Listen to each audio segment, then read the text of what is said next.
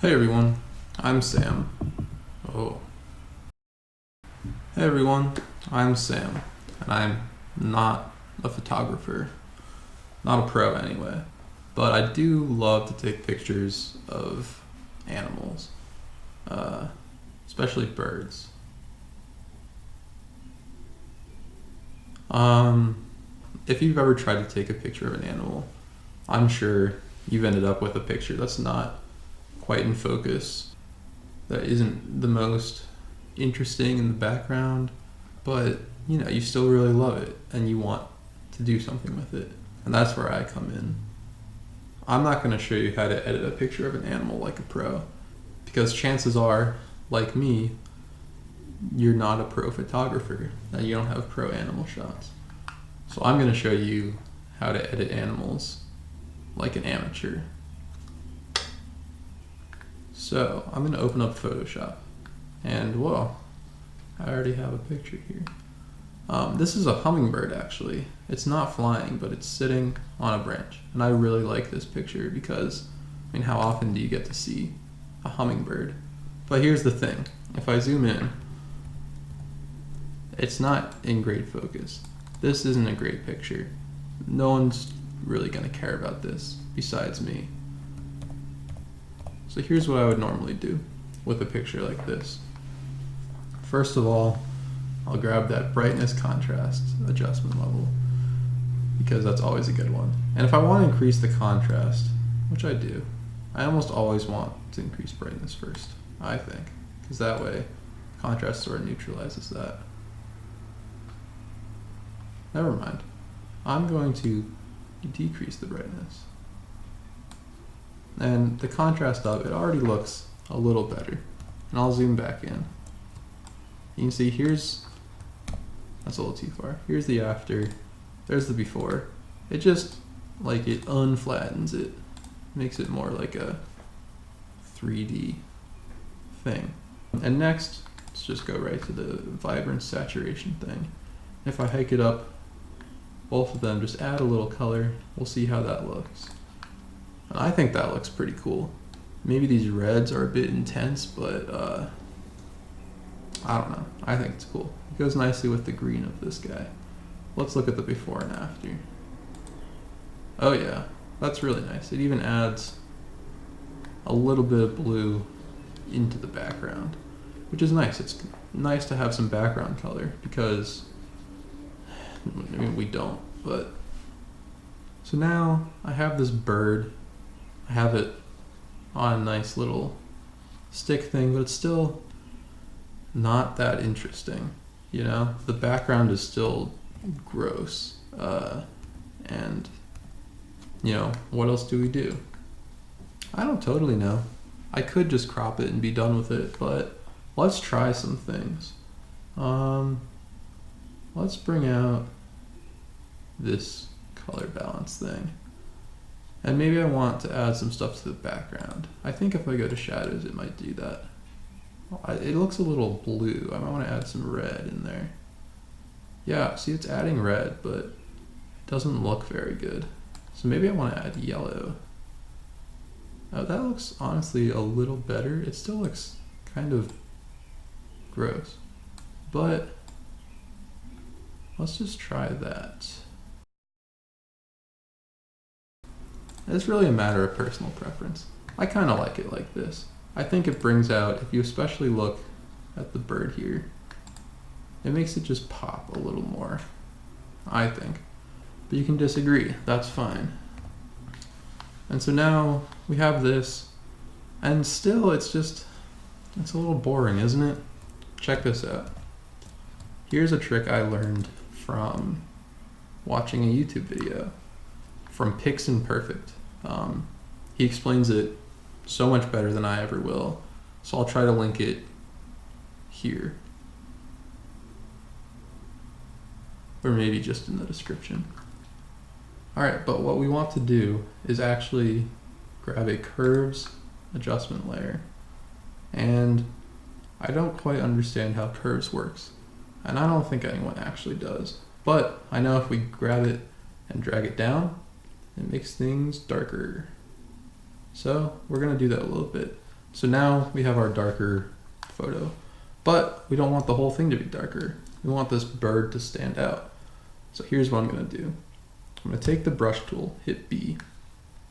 I'm gonna bring the flow to 100, make sure the flow is at 100, and make sure the hardness is also at 100. And you wanna make it bigger. It doesn't really matter because we can change it, but just I wanna get it so it encompasses the bird. I don't want the bird to be affected by this layer. And since the layer is white, I wanna paint with black. That works. So I'm gonna click, pop. And now there's this nice circle around the bird. I think we're just gonna leave it like that. It looks great. That's a joke. We're going to change it a little bit. So I'm going to go into edit and transform and warp. Yeah. So now I can grab parts of the circle and drag them and it'll warp the circle, right? And so I kind of want to get it so it gets the whole bird, but then I don't really need it to get this extra space. That's kind of nice. Can't do that if it's just a circle, because then, you know, it's too circular. And we'll hit click, and that's good. And now we're still not done, because this is very obvious that we've done something to it. So what I'm going to do is I'm going to go into the properties and make sure that this white box is clicked. I'm going to click on this part. This is the mask properties, and I just want to feather it, man. I'm going to feather the crap out of it. You know, if you bring it to like here, you can still see the outline. You want to bring it to where you can't see the outline anymore, but you still get the effect. For here, I guess 50 is about right. 52, that might be. Because you can still, there we go. And now it's there, but it's not too noticeable. I'm gonna undo it. There we go. You can see that the bird stands out quite a bit. And if you want to, you can make it stronger by clicking, dragging, and making a new layer. The same layer just goes on top, and now you can really see it. But that's a little bad, I think. So I'm gonna delete that. It's just too obvious. But here, it's a little subtle. You might not see it. Like here's the before, there's the after. If I give you the before and after, you can see it. But here's another trick. If you're doing the before and after and you're worried, this is way too noticeable, here's what you do. Close your eyes for like 10 seconds. Like close your eyes now.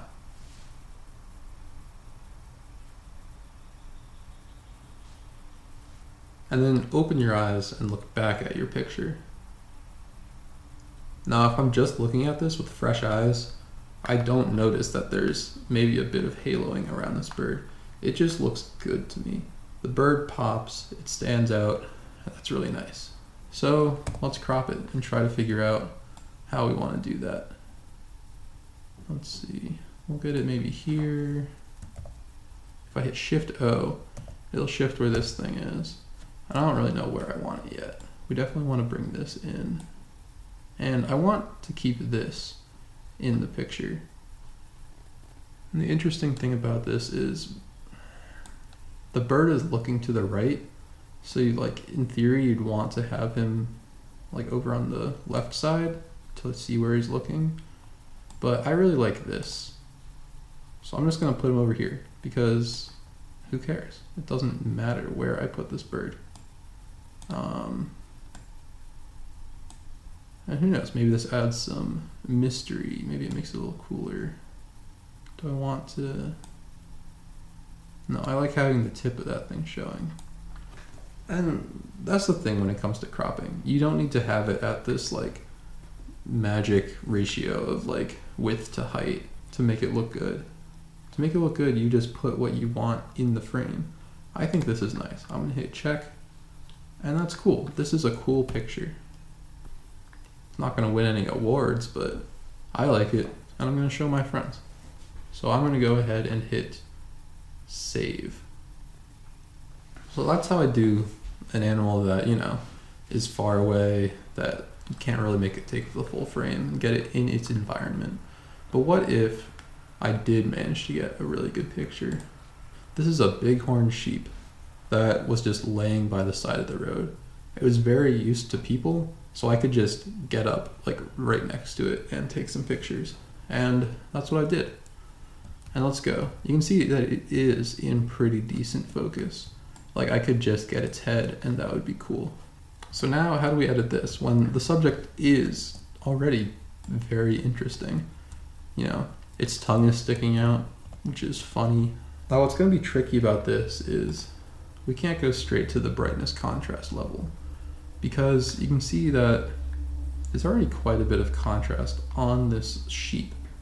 There's a lot of white and there's a lot of black. So if I hike up the contrast, it's just going to make like more shadows appear on the sheep's face. And that's not really what we want. So we can start like that. Now the shadowy parts of its face just seem a little too dark. So I'm just gonna grab another one of these and brighten it up. Maybe quite a bit, you know?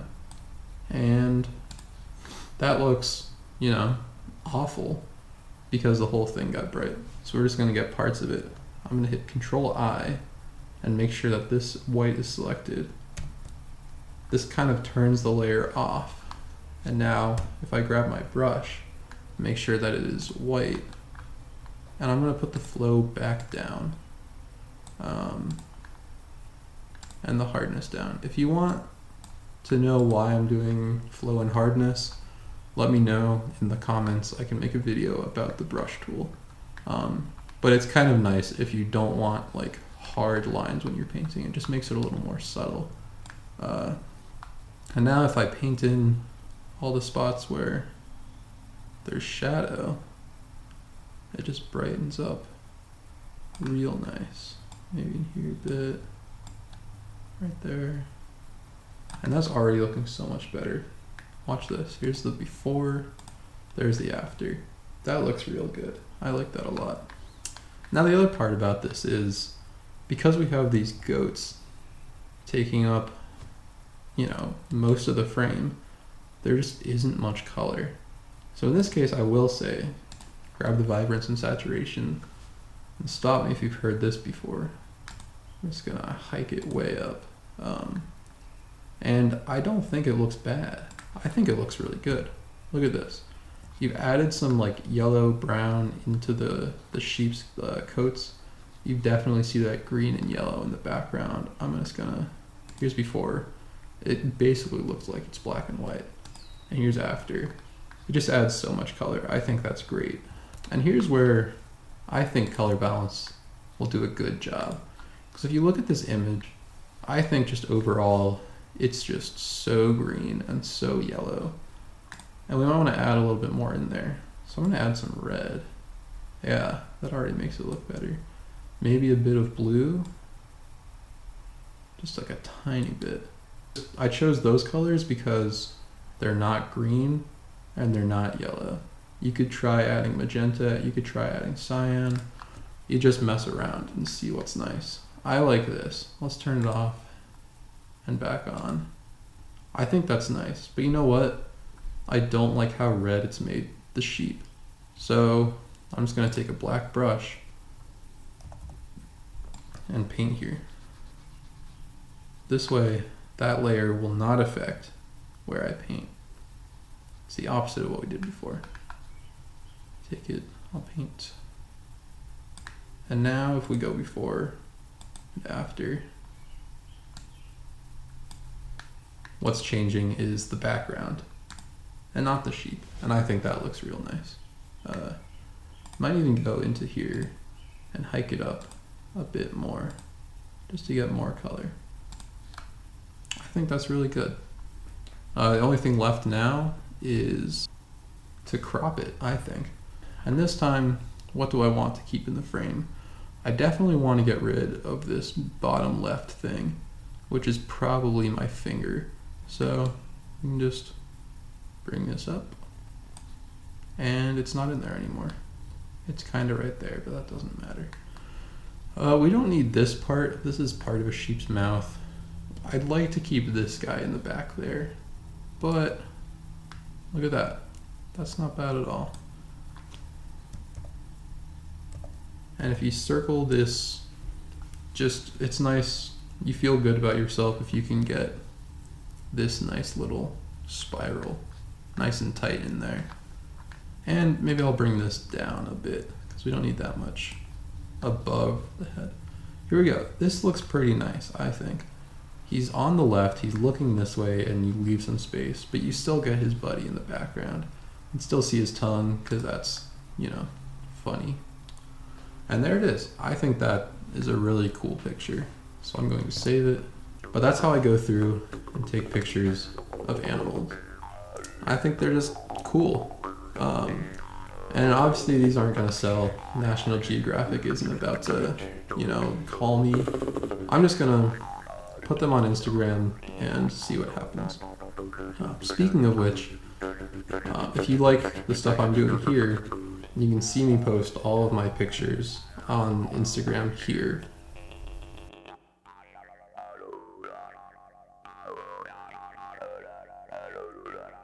I still don't have a great outro.